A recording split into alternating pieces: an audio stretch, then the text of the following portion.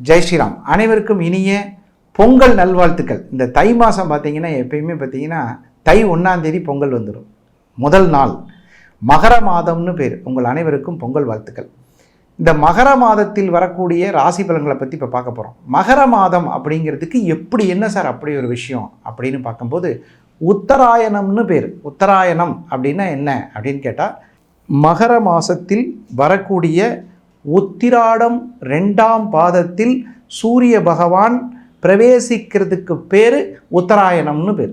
அப்போது இப்பேற்பட்ட ஒரு அற்புதமான அனைவருக்கும் உத்தராயண புண்ணியகால மகர மாத ராசி பலன்கள் சொல்வதில் சந்தோஷம். அதில் என்னன்னு கேட்டால் இந்த தை 1ஆம் தேதி பொங்கல் வாழ்த்துக்கள். சூரிய பகவானை வச்சு தான் நம்மளுடைய ராசி பலன்கள் எல்லாருக்கும் நம்ம சொல்லிகிட்டு இருக்கோம். அது சந்திரனை பேஸ் பண்ணி எப்படின்னா ஒருத்தருக்கு லக்னம் என்று சொன்னால் அது உயிரை குறிக்கக்கூடிய விஷயம். ராசி என்றால் உடலை குறிக்கக்கூடியது.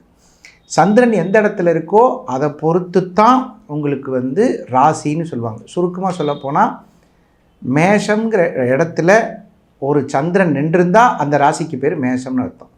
மேஷங்கிற இடத்துல ஒரு லா போட்டு இப்படி இது போட்டிருந்தா லக்னம்னு பேர், மேஷ லக்னம்னு பேர்.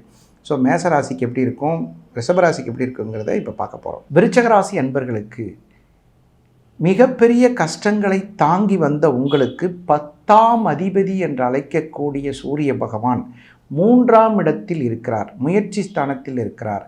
கொஞ்சம் கொஞ்சமாக உங்களுடைய வாழ்க்கையில் இருந்து வந்த மனக்கசப்புகள் நீங்கும், வருத்தங்கள் நீங்கும். தானாக கற்பனை செய்து கொண்டு சில பிரச்சனைகளை ஏற்படுத்தி கொண்ட பிரச்சனைகளிலிருந்து விடுதலை பெறுவீர்கள். மனக்கசப்புகள் சரியாகக்கூடிய ஒரு அமைப்பு ஏற்படும். ஏனென்றால் உங்களுடைய 3ஆம் இடம் என்று சொல்லக்கூடிய முயற்சி ஸ்தானத்தை குரு பகவான் பார்க்கிறார். அந்த 10ஆம் அதிபதி தொழிலில் இருந்து வந்த இறுக்க நிலை, நெருக்கடி நிலை கொஞ்சம் சரியாவதற்கு வாய்ப்பு இருக்கிறது.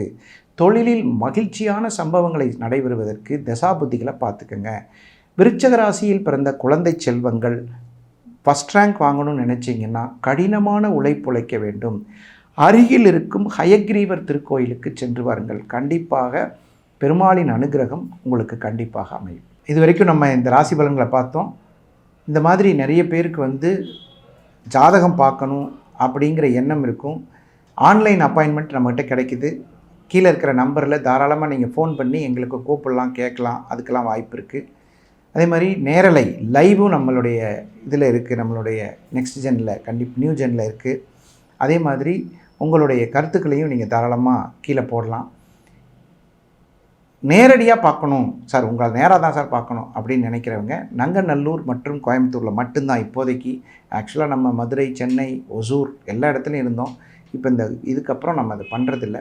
சென்னை மற்றும் கோவையில் நேரடியாக நீங்கள் தாராளமாக பார்த்து பேசிக்கலாம். மிக குறைந்த தொகையில் உங்களுக்கு ஒரு சரியான தீர்வுகள், தெளிவான பரிகாரங்கள், அதாவது எளிய முறையில் உங்களுக்கு பிரச்சனைகளை சால்வ் பண்ணக்கூடிய சுகர் நாடி பற்றிய ஒரு அற்புதமான விஷயங்களை உங்களுக்கு கண்டிப்பாக சொல்கிறோம். மீண்டும் ஒரு நல்ல நிகழ்ச்சியில் சந்திக்கும் வரை விடைபெறுவது உங்கள் நல்ல நேரம் நாகராஜ், நங்கநல்லூர் மற்றும் கோவை. வணக்கம்.